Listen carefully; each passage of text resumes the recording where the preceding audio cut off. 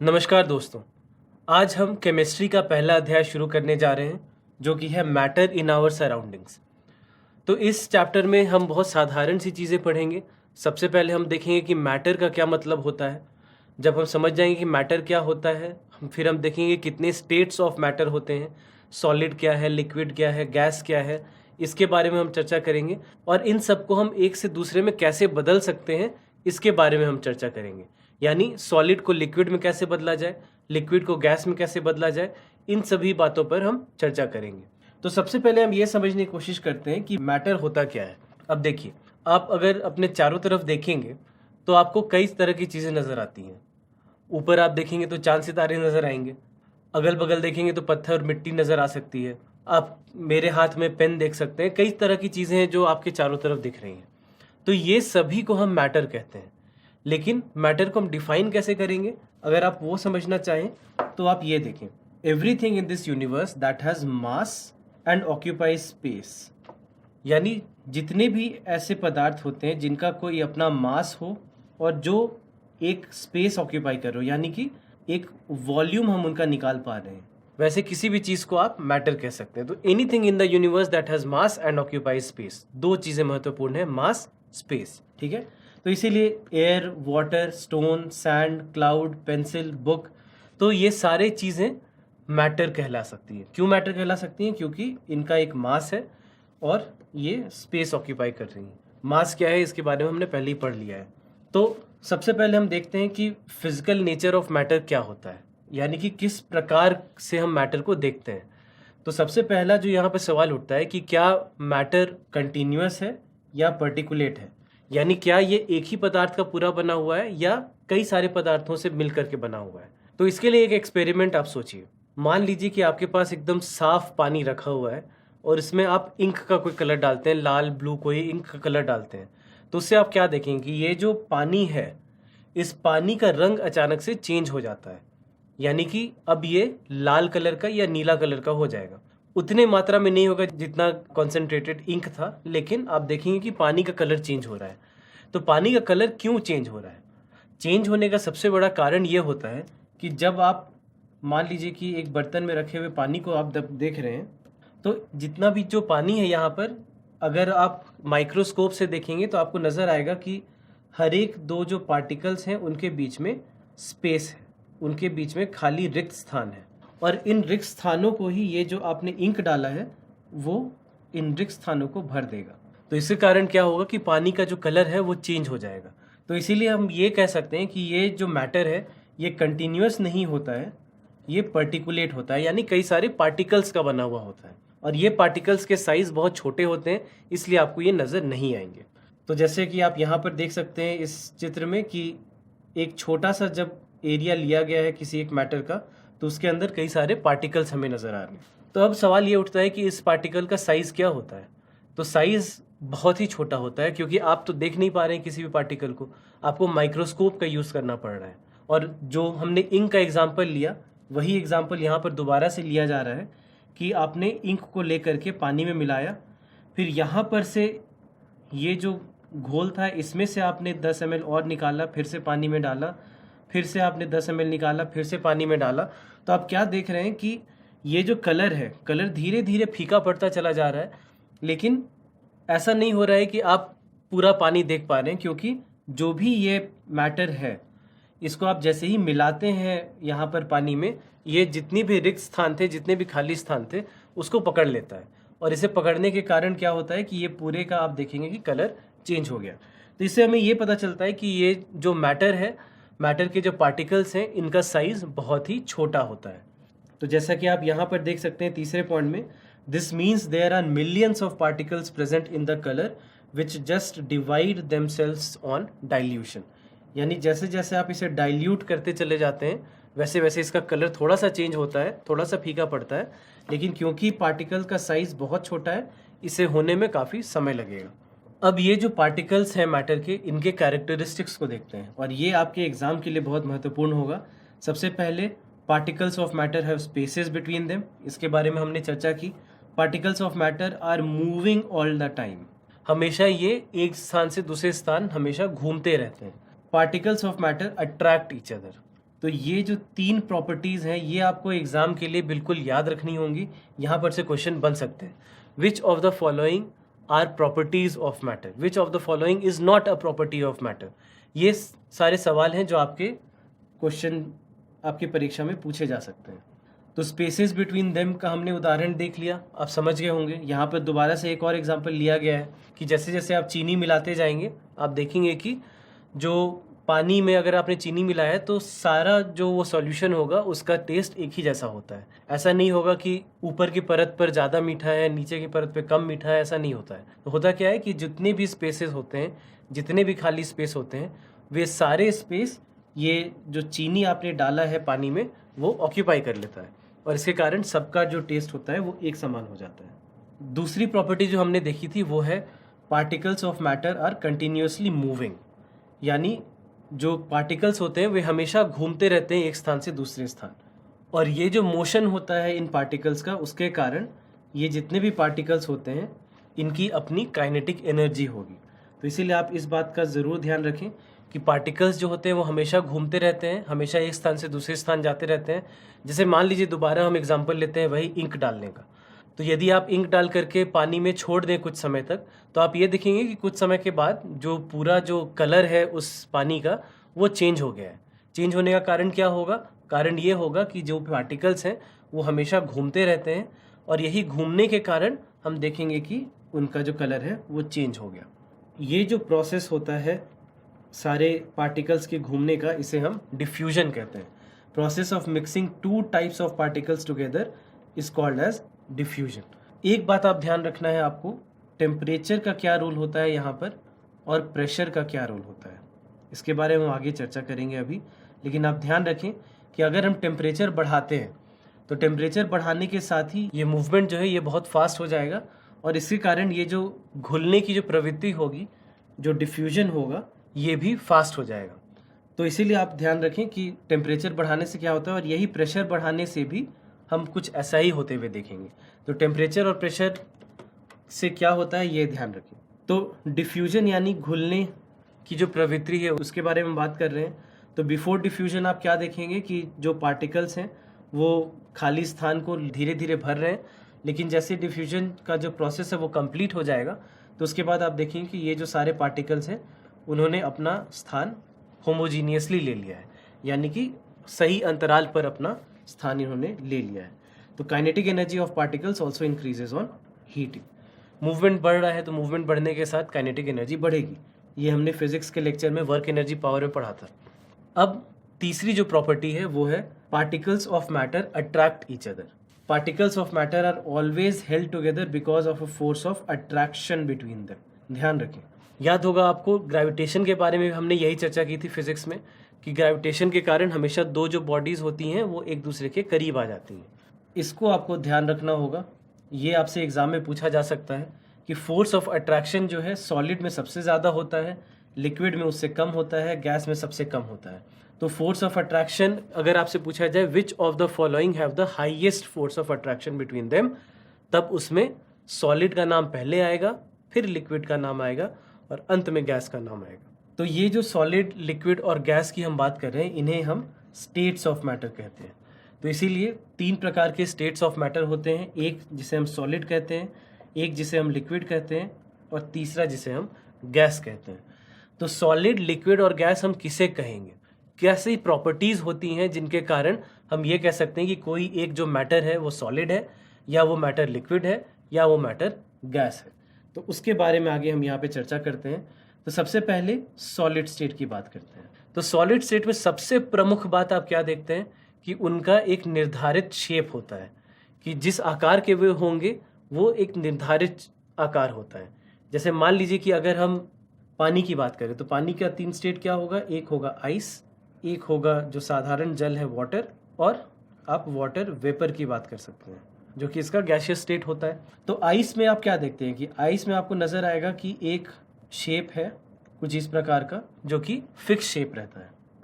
पानी हमेशा जो भी बर्तन का आकार होगा वो बर्तन का आकार वो पानी ले लेगा, और गैस के साथ भी यही होगा कि जो भी बर्तन आप जहाँ भी रखना चाह रहे हैं उसको वो पूरी तरह से भर देगा। तो सबसे पहले सॉलिड की हम बात करते हैं। तो सॉलिड की 3 प्रमुख प्रॉपर्टीज़ क्या हैं? एक स्पेसिफिक शेप होगा, डिस्टिंक्ट बाउंड्रीज होंगी, यानी आपको पता है कहाँ से खत्म और कहाँ पर शुरू हो रहा है ये, और दे हैव अ वॉल्यूम, उनका एक निर्धारित वॉल्यूम होगा। अब एक और बात ये सोचिए कि जो भी पार्टिकल्स हैं सॉलिड में वो कॉम्पैक्ट होंगे, जो मूवमेंट होंगे इन पार्टिकल्स के उतना आसान नहीं होगा जितना आसान लिक्विड या गैस में होगा। तो इससे क्या पता चलता है? पता ये चलता है कि काइनेटिक एनर्जी जो होगी सॉलिड की वो सबसे कम होगी। क्यों कम है? क्योंकि पार्टिकल अच्छे से मूव नहीं कर पा रहे, कॉम्पैक्ट हैं, बिल्कुल घिरे हुए हैं कई सारे पार्टिकल से। तो उसके कारण आप ये देखेंगे कि इनकी काइनेटिक एनर्जी जो पार्टिकल्स की होगी वो सबसे कम होगी, यानी जो मूवमेंट ऑफ पार्टिकल है वो सबसे धीमा होगा। Force of attraction is maximum, इसके बारे में हमने चर्चा कर ली थी, और इसके कारण ही इन्हें कंप्रेस नहीं किया जा सकता है। इस बात को ध्यान रखें, they can not be compressed. अब हम बात करते हैं लिक्विड की। तो लिक्विड में सबसे पहले एक बात ध्यान रखना है कि वॉल्यूम तो फिक्स होगा लेकिन शेप फिक्स नहीं होगा। वॉल्यूम फिक्स होगा, शेप फिक्स नहीं होगा, इस बात का आपको ध्यान रखना है। Force of attraction in liquid particles is less than solid, इसका हमने चर्चा किया था। तो फोर्स ऑफ अट्रैक्शन कम या ज़्यादा होने से क्या होता है? जब हम सॉलिड की बात कर रहे हैं और बात कर रहे हैं कि फोर्स ऑफ अट्रैक्शन ज़्यादा है, तो इसका मतलब क्या होगा कि मान लीजिए कि कोई एक पार्टिकल, कोई एक मैटर की बात कर रहे हैं हम जिसमें कि 10 पार्टिकल्स हैं।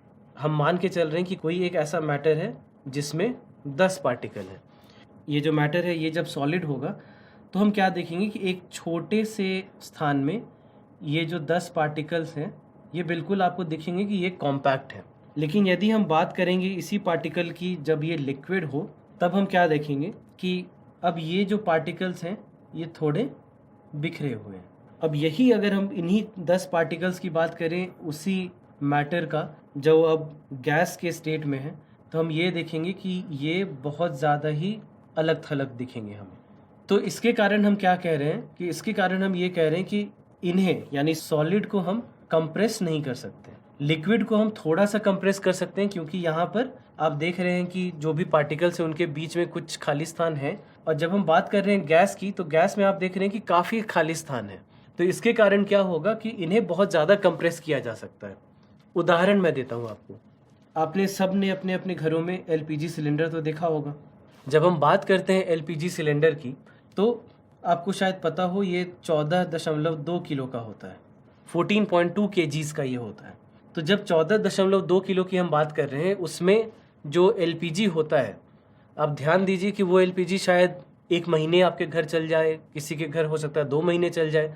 लेकिन मान लीजिए कि यही 14 किलो का जो एलपीजी सिलेंडर है, इसमें मैं एलपीजी के जगह पे 14 किलो पानी भर दूं, तो ये पानी कितने दिन चलेगा? 2 दिन, 3 दिन, उससे ज़्यादा तो आप यूज़ नहीं कर पाएंगे। हो सकता है कि 2 घंटे में ख़त्म कर जाएं आप, अगर आप नहाने के लिए उसका यूज़ कर रहे हैं तो हम क्या देख रहे हैं कि उतने ही स्पेस में जो लिक्विड था आप उसको कंप्रेस नहीं कर पाए, तो वो जो 14 किलो था वो तुरंत यूज़ हो गया। लेकिन इसी 14 किलो के स्पेस में, एक सिलेंडर के स्पेस में, आपने इतनी गैस को कंप्रेस करके रख दिया है कि उस गैस के कंप्रेशन के कारण वो कई दिनों तक आप उसे यूज़ कर पाते हैं। तो इसी प्रकार से जैसे हम सीएनजी की बात करते हैं, तो सीएनजी क्या है? Compressed natural gas. Natural gas का मतलब क्या होता है? मीथेन। यानी कि मीथेन गैस को हमने कंप्रेस करके सीएनजी बनाया हुआ है। तो यहाँ पर कंप्रेस किए जाने की संभावना सबसे ज़्यादा है गैस में, लिक्विड में कम है, सॉलिड में बहुत कम है। तो मान लीजिए क्वेश्चन अगर आपसे ये पूछा जाता है एग्जाम में, विच of the following states of matter has the highest possibility of getting compressed, तो आंसर क्या होगा? गैस। और पूछा जाता है अगर कि विच of the following states of matter has the least possibility of getting compressed, तो आपका आंसर क्या होगा? आंसर होगा सॉलिड स्टेट।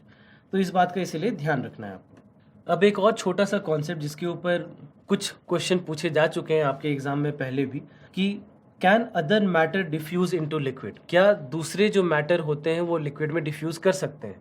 आंसर है हाँ, कर सकते हैं। जैसे सबसे पहला एग्जांपल आप देखें, डिफ्यूजिंग सॉलिड इनटू लिक्विड, मतलब mixing of sugar in tea या शुगर इन वाटर, जो भी कह लें आप। Diffusing liquid into liquid, ink और पानी का हमने उदाहरण लिया था। Diffusing gases into liquids, presence of oxygen and carbon dioxide in water. कोई भी कोल्ड ड्रिंक की आप बात कर लें, कोल्ड ड्रिंक में क्या होता है? आप फिज होते हुए देखते हैं। फिज क्या है? कार्बन डाइऑक्साइड है, इसीलिए उसे हम कार्बोनेटेड वाटर कहते हैं। तो गैस को या लिक्विड को या सॉलिड को, किसी को भी हम लिक्विड में डिफ्यूज कर सकते हैं। अब हम बात करते हैं गैशियस स्टेट की। तो इनका कोई ना शेप फिक्स्ड होता है ना इनका वॉल्यूम फिक्स्ड होता है। सॉलिड में हमने कहा कि शेप भी फिक्स्ड होगा, वॉल्यूम भी फिक्स्ड होगा। लिक्विड में हमने कहा कि शेप फिक्स्ड नहीं होगा, वॉल्यूम फिक्स्ड होगा। और हम यहाँ गैस में कह रहे हैं कि इनका वॉल्यूम भी फिक्स नहीं होगा और शेप भी फिक्स नहीं होगा। फिर से ध्यान दें, एक और क्वेश्चन जो आपके एग्जाम में पूछा जा सकता है। Particles of gases have least और almost no force of attraction between them, therefore the particles have a large number of space between them and they can freely move in any direction. They can be easily compressed, इसके बारे में हमने बात की। Since there is a lot of space between particles, different gases diffuse into each other easily। जैसे हम हवा की बात करें तो हवा में क्या है, हवा में आपको पता है नाइट्रोजन है, ऑक्सीजन है, कार्बन डाइऑक्साइड है और अन्य कई तरह के गैसेस हैं जो कि आपस में मिल चुके हैं और आपको पता भी नहीं चलता कि मिले हुए। Kinetic energy between the particles is the maximum, एक और क्वेश्चन जो आपके लिए बनाया जा सकता है एग्जाम के लिए। क्योंकि स्पेस बहुत ज़्यादा है, मूवमेंट ऑफ पार्टिकल्स आराम से फ्रीली हो सकता है, तो इसके कारण हम ये कह सकते हैं कि काइनेटिक एनर्जी सबसे ज़्यादा होगा गैसियस स्टेट के केस में। तो एक बार जितनी तरह की बातें हैं सॉलिड, लिक्विड और गैस के बीच में, उसे हम एक बार समराइज कर लें। Solid definite shape, liquid indefinite shape, gas indefinite shape. Definite volume solid का, डेफिनेट वॉल्यूम लिक्विड का, इनडेफिनेट वॉल्यूम गैस का। Maximum force of attraction solid, less force of attraction between particles, negligible force of attraction between particles gas के case में। Cannot be compressed solid, cannot be compressed liquid, या आप कह सकते हैं can be compressed but less compression. चलिए हम इसे लेस कंप्रेशन कहते हैं, कैनॉट बी कंप्रेस्ड ना कहें, और कैन बी कंप्रेस्ड।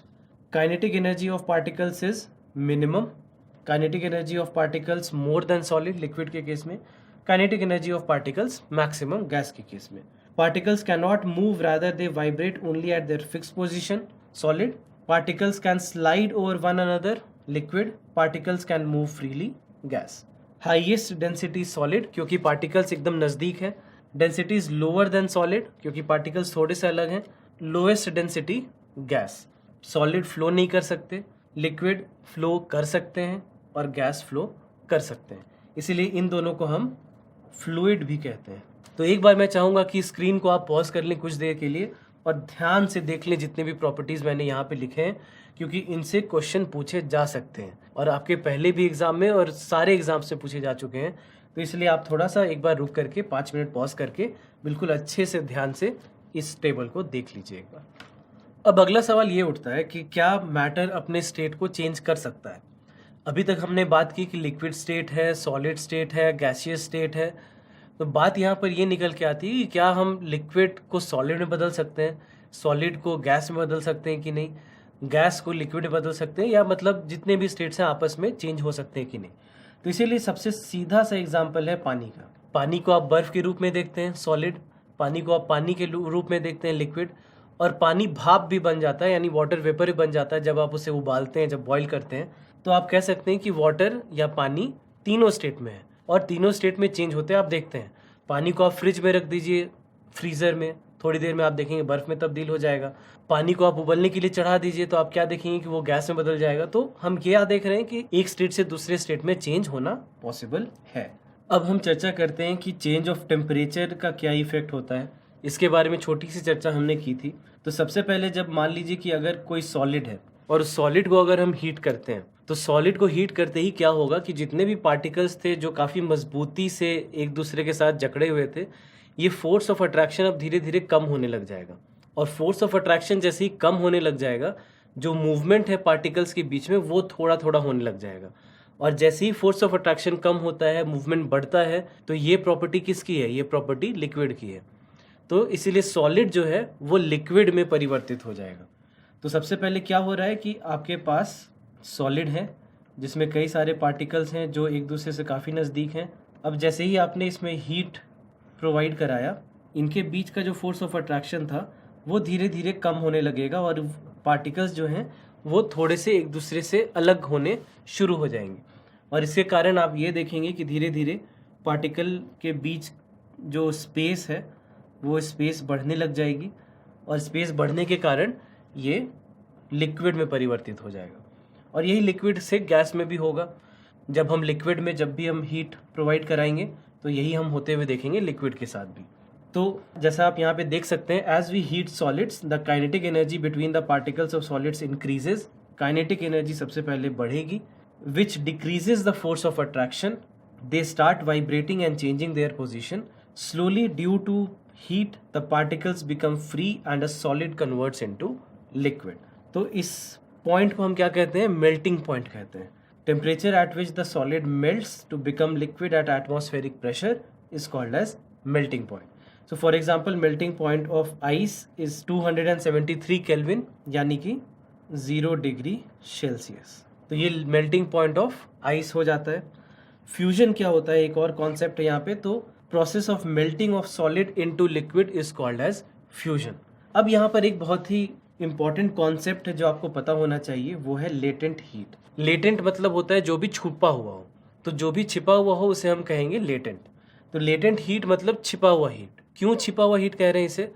हम मेल्टिंग की बात कर रहे हैं। मेल्टिंग का मतलब क्या हुआ कि जो आइस है वो लिक्विड में बदल जाएगा, यानी पानी में बदल जाएगा। 0 डिग्री सेल्सियस पर सॉलिड भी हो सकता है, 0 डिग्री सेल्सियस पर लिक्विड भी हो सकता है, लेकिन चेंज होने की जो प्रक्रिया है वो शुरू हो चुकी होगी। तो 0 डिग्री पर हीट जो है, जो छुपा हुआ हीट है, उसे हम लेटेंट हीट कहते हैं। और उसके बाद जैसे जैसे आप हीट देते चले जाएंगे वैसे वैसे आप देखेंगे कि ये जो है पूर्ण रूप से लिक्विड में परिवर्तित हो जाएगा और टेम्परेचर शायद बढ़ना शुरू हो जाए। The heat energy which is used to break the force of attraction between the particles of matter is known as latent heat. Since the heat is hidden therefore it is called as latent, यानी छिपा हुआ होता है, इसलिए latent heat कहते हैं। तो energy जो चाहिए फोर्स ऑफ अट्रैक्शन को ब्रेक करने के लिए, तो लिक्विड में परिवर्तन जो है वो शुरू हो चुका है। टेम्परेचर सेम रहेगा। तो लेटेंट हीट के बारे में ध्यान रखें कि टेम्परेचर सेम है, लेकिन सॉलिड से लिक्विड या लिक्विड से गैस में परिवर्तन हो सकता है। तो लेटेंट हीट ऑफ फ्यूजन कहेंगे जब सॉलिड से लिक्विड में बदल रहा हो। तो amount of heat that is required to change 1 kg of solid into liquid at atmospheric pressure at melting point is called as latent heat of fusion. यानी कितना हीट हमें देना होगा मेल्ट होने के लिए सामान्य प्रेशर पे, यानी एटमॉस्फेरिक प्रेशर पे 1 kg सॉलिड को। तो उस हीट को, उस अमाउंट ऑफ हीट को हम कहेंगे लेटेंट हीट ऑफ फ्यूजन। अब आगे लिक्विड की बात करते हैं। लिक्विड के साथ भी वैसा ही टेम्परेचर का खेल होगा जो हमने सॉलिड में देखा। यहाँ पर कॉन्सेप्ट बॉइलिंग पॉइंट का आता है। बॉइलिंग पॉइंट वो पॉइंट है जहाँ पर लिक्विड गैस में बदल जाता है, ये आपको सबको पता ही है। और यहाँ पर जो लेटेंट हीट है, लिक्विड से गैस के परिवर्तन के समय जो लिक्विड, जो लेटेंट हीट है, उसे हम कहते हैं लेटेंट हीट ऑफ वेपराइजेशन। तो amount of energy required to change 1 kg of liquid to gas at atmospheric pressure at its boiling point is called as latent heat of vaporisation. ठीक है, तो इस बात का आपको ध्यान रखना होगा। अभी तक हम इंक्रीज ऑफ टेम्परेचर की बात कर रहे थे। अब हम बात करते हैं कि डिक्रीज करने से क्या होगा टेम्परेचर। तो टेम्परेचर जैसे ही डिक्रीज करेंगे, सबसे पहले जो काइनेटिक एनर्जी है वो डिक्रीज कर जाएगी, और जैसे ही काइनेटिक एनर्जी डिक्रीज कर जाएगी मूवमेंट कम हो जाएगा।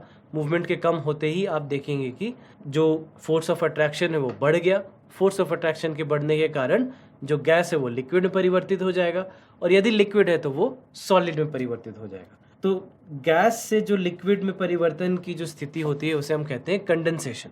Process of converting a gas into a liquid by cooling down its temperature is called as condensation. For example, the formation of clouds is due to condensation of water vapour from earth. तो होता क्या है, ये आप अपने भूगोल के chapter, geography के चैप्टर में पढ़ा होगा कि सूर्य की गर्मी के कारण जो भी नदियाँ, तालाब, समुद्र होते हैं, इनसे भाप के रूप में ये वाटर वेपर ऊपर चला जाता है, और यही फिर बादल बन करके फिर पानी बरसता है। तो यहाँ पर हम कंडेंसेशन होते हुए देखते हैं। ऐसा ही कुछ लिक्विड के साथ भी हम होते देखेंगे, हमने इसके बारे में चर्चा की। एक और कॉन्सेप्ट होता है सब्लिमेशन। सब्लिमेशन क्या होता है? देखिए, हम जब भी स्टेट ऑफ मैटर के चेंज की बात कर रहे हैं, हम बोल रहे हैं कि सॉलिड से लिक्विड और फिर लिक्विड से गैस, और या फिर हम कह रहे हैं कि गैस से लिक्विड और लिक्विड से सॉलिड। लेकिन कई बार क्या होता है कि आप ऐसा कुछ होते हुए देखेंगे कि सॉलिड डायरेक्टली गैस में कन्वर्ट हो जाए या गैस डायरेक्टली सॉलिड में कन्वर्ट हो जाए। तो ऐसे प्रोसेस को हम कहते हैं सब्लिमेशन, यानी जहाँ पर भी सॉलिड डायरेक्टली गैस में कन्वर्ट हो रहा हो या गैस डायरेक्टली सॉलिड में कन्वर्ट हो रहा हो। बहुत साधारण से एग्जांपल, अगरबत्ती, इंसेंस स्टिक्स। क्या होता है अगरबत्ती में, हम ये होते देखते हैं अगरबत्ती में कि आप जैसे ही जलाते हैं अगरबत्ती को, वो जो सॉलिड है वो लिक्विड में बिना कन्वर्ट हुए डायरेक्टली गैस में कन्वर्ट हो जाता है। तो वैसे में क्या हो रहा है, वो सब्लिमेशन हो रहा है। कपूर की हम बात करें, कपूर क्या होता है, जैसे ही आप कपूर को जलाते हैं वो सॉलिड से सीधे गैस में परिवर्तित हो जाता है, यहाँ पे बीच में लिक्विड में परिवर्तित नहीं होता। तो इसे भी हम सब्लिमेशन कह सकते हैं। तो चाहे सॉलिड से गैस में डायरेक्ट कन्वर्जन हो रहा हो या गैस से डायरेक्टली सॉलिड में कन्वर्जन हो रहा हो, दोनों को हम सब्लिमेशन कहेंगे। अब देखते हैं effect of change of pressure. By applying pressure we can bring the particles of matter close to each other and thereby increasing the force of attraction. यानी प्रेशर हम बढ़ाते हैं अगर, तो गैस लिक्विड में परिवर्तित हो जाएगा और लिक्विड सॉलिड में परिवर्तित हो जाएगा। सिंपल सा एग्जांपल एलपीजी सिलेंडर का हमने लिया। एलपीजी सिलेंडर में क्या हो रहा है कि आप मान लीजिए कि ये गैस था, गैस को आप अब कंप्रेस करना शुरू कर रहे हैं। तो जैसे जैसे आप कंप्रेस करेंगे, मान लीजिए कि यहाँ पर एक पिस्टन आप रखते हैं, इसे आप नीचे लेते जाए और आप अगर इस पिस्टन को यहाँ पर ले गए तो फिर आप क्या देखेंगे कि ये जो पार्टिकल्स थे ये अब इतने ही स्पेस में आ गए। अब आप हो सकता है कि इस पिस्टन को और नीचे ले करके जाएं और पिस्टन को आप यहाँ पर रख दें। तो उससे क्या होगा कि आप देखेंगे कि जितने भी ये पार्टिकल्स थे ये यहाँ पर और नज़दीक आ गए। तो प्रेशर जैसे ही हम बढ़ा रहे हैं पार्टिकल्स नज़दीक आ रहे हैं। पार्टिकल्स के नज़दीक आने का क्या अर्थ हुआ कि गैस को हमने लिक्विड में परिवर्तित कर दिया। उसी प्रकार से लिक्विड को हम चाहें तो सॉलिड में परिवर्तित कर सकते हैं, लेकिन ये करना बहुत मुश्किल होता है। कंप्रेशन गैस से लिक्विड बहुत आसान है, लिक्विड से सॉलिड आसान नहीं है। तो by applying pressure we can bring the particles of matter close to each other and thereby increasing the force of attraction among the particles. We can compress and decrease the temperature of a gas. The gas changes into liquid. अब एक और concept है evaporation. Condensation की हमने बात की थी, ये कंडेंसेशन का बिल्कुल ऑपोजिट होता है, बिल्कुल उसका विपरीत होता है। कंडेंसेशन में हमने क्या बात किया, कंडेंसेशन में हमने ये पढ़ा कि गैस जो है वो लिक्विड में परिवर्तित हो जा रहा है। एवापोरेशन में क्या होगा, एवापोरेशन में हम देखेंगे कि लिक्विड जो है वो गैस में परिवर्तित हो जा रहा है। अब यहाँ पर दो पार्ट हैं, एवापोरेशन और बॉइलिंग। बॉइलिंग में भी हमने यही देखा कि लिक्विड जो है गैस में परिवर्तित हो जा रहा है। एवापोरेशन में भी हम यही कह रहे हैं कि लिक्विड जो है वो गैस में परिवर्तित हो जा रहा है। तो एवापोरेशन और बॉइलिंग के बीच में क्या डिफरेंस है, दोनों एक ही है या दोनों अलग हैं?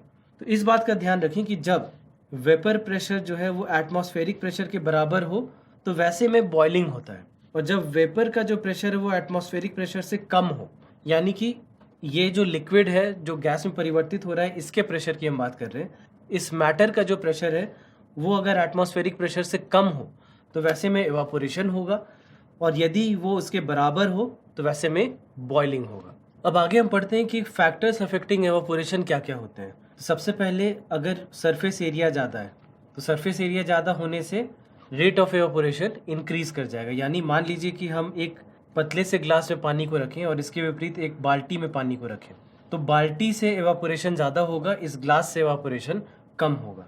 तो इसका कारण क्या होता है, particles have more space and thus can evaporate easily. Increase in temperature, जैसे जैसे आप इंक्रीज करेंगे टेम्परेचर, आपको पता है कि गैस में परिवर्तित होने की जो प्रवृत्ति है वो बढ़ती चली जाएगी।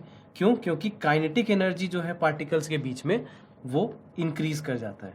ध्यान रखिए कि यहाँ पर जो भी हम रीज़न देख रहे हैं ये सारे रीज़न आपके एग्जाम में पूछे जा सकते हैं। सीधा सीधा पूछा जाएगा, why does the rate of evaporation increase by increasing the temperature? तो आंसर क्या होगा, because kinetic energy of the particle increases. Increase in humidity, humidity जैसे जैसे इंक्रीज होगी वैसे वैसे रेट ऑफ एवापोरेशन जो है वो कम होता चला जाएगा। क्यों? क्योंकि water content in air increases and so evaporation decreases. पहले ही से हवा में वाटर वेपर की जो मात्रा है वो बढ़ी हुई रहेगी, और क्योंकि ये मात्रा बढ़ी हुई रहेगी इस कारण से पार्टिकल का जो एवापोरेशन है वो आसानी से नहीं हो पाएगा। इंक्रीज इन विंड स्पीड, तो इंक्रीज इन विंड स्पीड के कारण क्या होगा, जो यहाँ पर हो रहा है इसके बिल्कुल ऑपोजिट होते हुए हम देखेंगे। Water vapour are blown away by winds allowing more evaporation to happen. तो ये जो रीजंस हमने यहाँ पे देखे हैं, इन रीजंस को आप ज़रूर याद रखें, यहाँ पर से ऐसे क्वेश्चन बनाए जाते हैं मुख्यतः। तो इस प्रकार से हमने देखा कि मैटर का क्या अर्थ होता है, मैटर के अंदर पार्टिकल्स क्या है, इन पार्टिकल्स की क्या प्रॉपर्टी है, सॉलिड लिक्विड गैस क्या होता है, कैसे हम डिफाइन करते हैं, सबको एक दूसरे में हम चेंज कर सकते हैं कि नहीं, चेंज करने के प्रोसेस को हम क्या कहते हैं। तो ये जो सारे कॉन्सेप्ट्स हैं, इनसे कई सारे क्वेश्चन हर साल पूछे जाते हैं, हर एग्ज़ाम में पूछे जाते हैं। तो इसलिए आप बहुत अच्छे से इसे दोबारा बढ़िया से पढ़ लें, ताकि एग्ज़ाम में आपसे कोई भी क्वेश्चन ऐसा मिस ना हो। तो इसी के साथ मैं ये चैप्टर समाप्त करता हूँ। Thank you.